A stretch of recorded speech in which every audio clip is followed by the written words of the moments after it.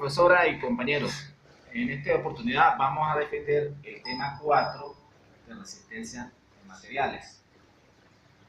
En los temas anteriores habíamos tratado de los esfuerzos que actúan sobre una viga, los esfuerzos internos que se producen para equilibrarla y las fuerzas internas que se producen para equilibrarla y los esfuerzos que se originan también internamente.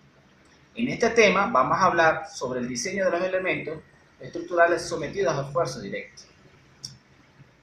Vamos a hablar del diseño que tenemos, el diseño que se realiza para un miembro.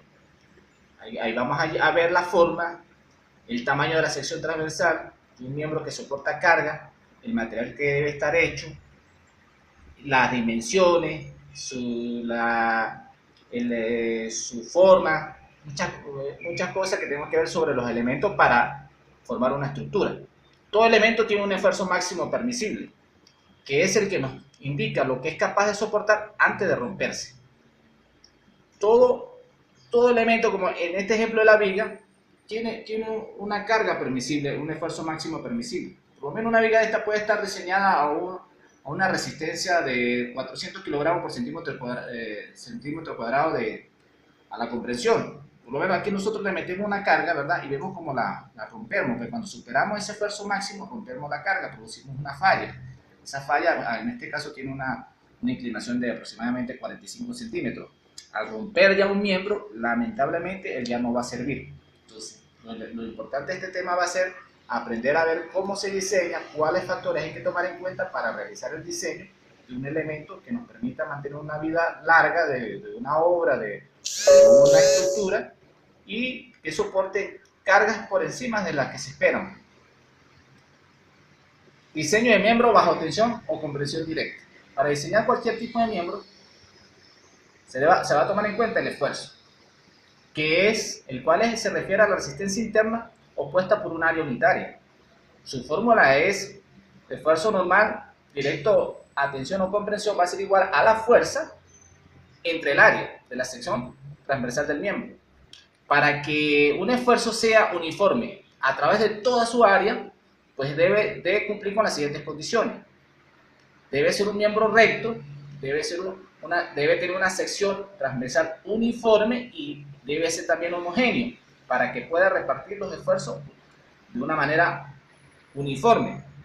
Debe aplicarse la carga a lo largo del eje centroidal y los miembros a compresión deben de ser cortos para que no se pandeen.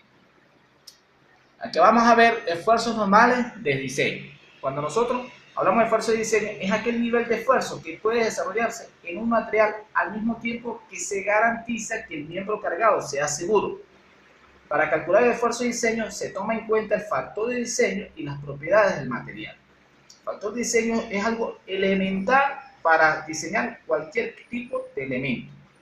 Fíjate que aquí tenemos que el factor de diseño es la relación entre la resistencia real y la resistencia requerida. Lo que quiere decir que si uno quiere que una estructura no falle, las cargas que una estructura es capaz de soportar deben de ser mayores que las cargas a las que se va a someter cuando esté en servicio. Y su valor, por supuesto, tiene que ser mayor que 1 para evitar que esta falle. Por decirte algo, cuando construyamos un apartamento, se calcula en base a unas cargas estimadas, pero sin embargo hay que considerar ciertas cargas que se podrían aplicar para proteger ese apartamento, porque puede estar diseñado para un piso de plástico y resulta que en un futuro la gente comienza a meterle pisos de granito, caico, a meter equipos pesados, cajas fuertes, y eso puede hacer que el edificio colapse. Entonces, tiene que diseñarse por encima de las cargas que uno estima que se puedan colocar. Por lo tanto, lo más importante de esto es el factor de seguridad. Aquí dice que el factor de diseño N es el número entre el cual se divide la resistencia reportada para calcular el esfuerzo de diseño.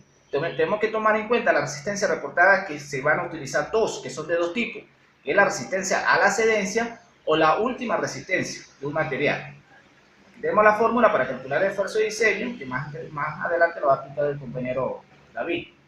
Tenemos que la resistencia a la cedencia, que se describe con CY, es la deformación irrecuperable del miembro. a partir del cual solo se recupera la parte correspondiente a la deformación plástica, quedando una deformación irreversible. Este fenómeno se sitúa justo por encima del límite elástico. Aquí tenemos la gráfica donde podemos ver los esfuerzos en el eje de las Y y las deformaciones en el eje de las X. Vemos que cuando se aplica esfuerzo, el límite, un límite de proporcionalidad, o sea, a medida que sube los esfuerzos se me va deformando proporcionalmente, pero llega un punto donde al superar el límite de elasticidad se produce el punto de inflexión o cedencia, que ese límite es donde ese límite es donde que se realiza la formación irreversible, que a pesar de que no hay una carga de esfuerzo en esta zona, se deforma y sigue deformándose hasta que llega un punto que produce la ruptura total. Pues. Acá vamos por lo menos lo mismo, la misma, pero con otro, el mismo más detallado, donde vemos la zona elástica. Cuando llega a la zona elástica, el elemento hasta ahí no ha perdido sus propiedades, pero una vez que pasa el punto de elasticidad, lamentablemente allí ya no regresa a su composición original y pierde y comienza a deformarse. Es lo que la deformación que está acá.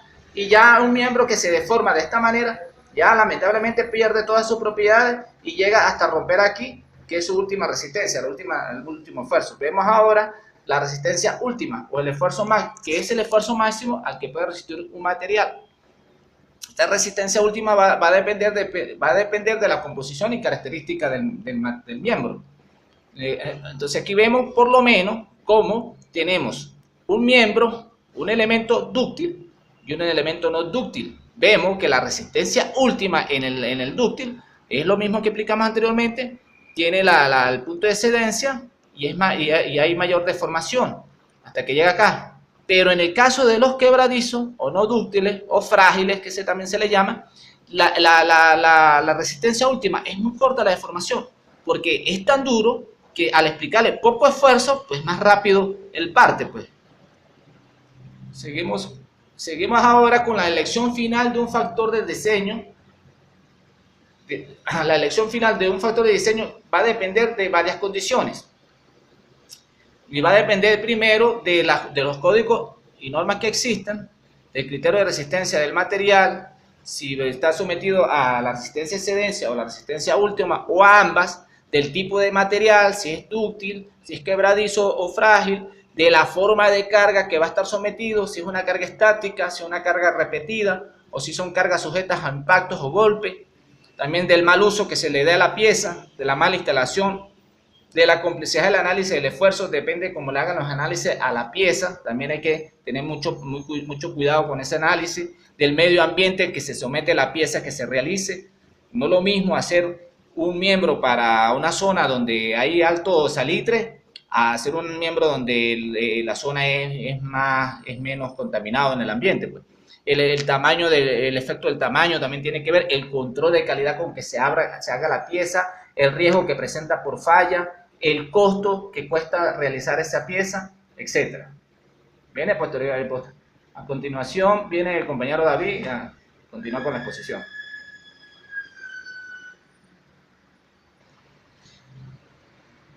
Métodos para calcular el esfuerzo de diseño.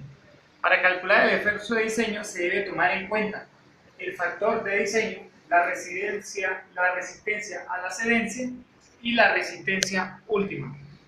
Para ello debemos tomar en cuenta también el tipo de material y la forma de carga a la cual el tipo de material es sometido. Por ejemplo, para un material dúctil tenemos un factor de diseño donde se toma en cuenta la resistencia a la excedencia entre el factor de diseño.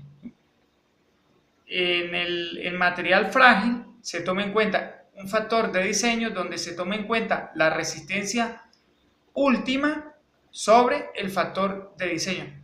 Podemos notar que dependiendo del tipo de material y la carga a la cual se someta, va a ser mayor el factor de diseño. En este caso, en los materiales dúctiles va a ser menor en comparación con los materiales frágiles, donde el factor de diseño va a ser mayor.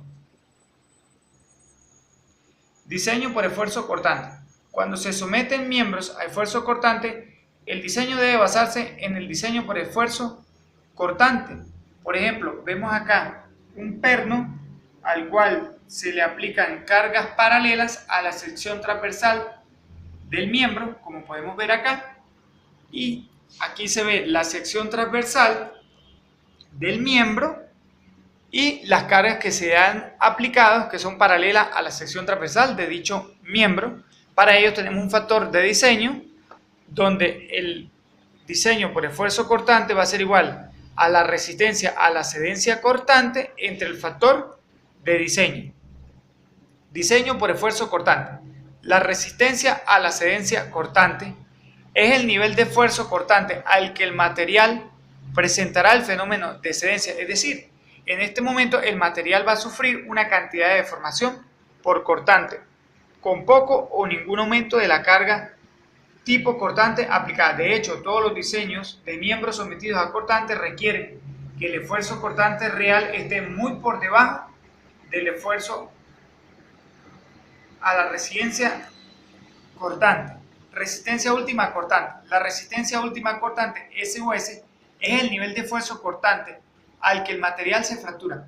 Hay algunas aplicaciones prácticas del esfuerzo cortante cuando se requiere la fractura del miembro sometido a cortante y por consiguiente se necesita una estimación de SUS, resistencia última cortante. Como ejemplo se incluye el perno contable utilizado como elemento en el tren de transmisión, como se puede ver acá, el perno en un tren de transmisión de una hélice en un bote, en donde el par de torsión desde el eje de transmisión se transmite a través del perno al cubo de la hélice. El perno debe estar diseñado de tal forma para transmitir el nivel de torsión que se encuentra típicamente al moverse el bote en el agua. Lo podemos observar acá. Sin embargo, si la hélice en esta zona se topa con una obstrucción, por ejemplo, un tronco sumergido, sería deseable que el perno, que es poco costoso, fallara en lugar de la hélice, que es más costoso. En ese momento es cuando se puede pensar en la falla que pueda tener un material. Diseño por esfuerzo de apoyo. Es cuando un cuerpo sólido se apoya sobre otro transfiriendo una carga sobre él. Por ejemplo, en este caso se puede ver un cuerpo A que se apoya sobre otro cuerpo que vendría siendo el cuerpo B. El esfuerzo de apoyo entre objetos de diferentes materiales y formas geométricas que estén en contacto, por ejemplo, acero, aluminio, que tienen diferentes formas geométricas, como se puede observar en la figura. Diseño por esfuerzo de apoyo. El esfuerzo de apoyo de diseño se denomina OBD y está definido por el diseño por esfuerzo de apoyo va a ser igual a la resistencia a la cedencia entre el factor de diseño, donde N va a ser el factor de diseño y C el coeficiente específico. Tenemos un diseño por esfuerzo de apoyo según la Asociación Americana de Acero, que dice que el diseño por esfuerzo de apoyo debe ser igual a 0.90 por resistencia a la cedencia.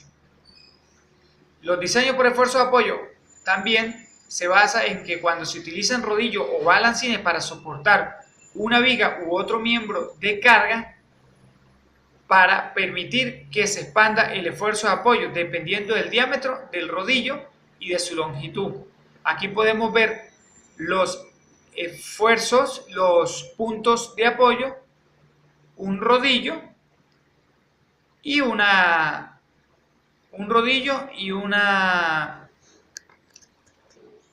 como se puede observar, aquí tenemos una viga la cual tiene una carga distribuida que va a dar sobre dos puntos de apoyo, en este caso una articulación y un rodillo, los cuales deben tener un factor de diseño que sea mucho mayor para soportar esa carga distribuida más el peso de la viga.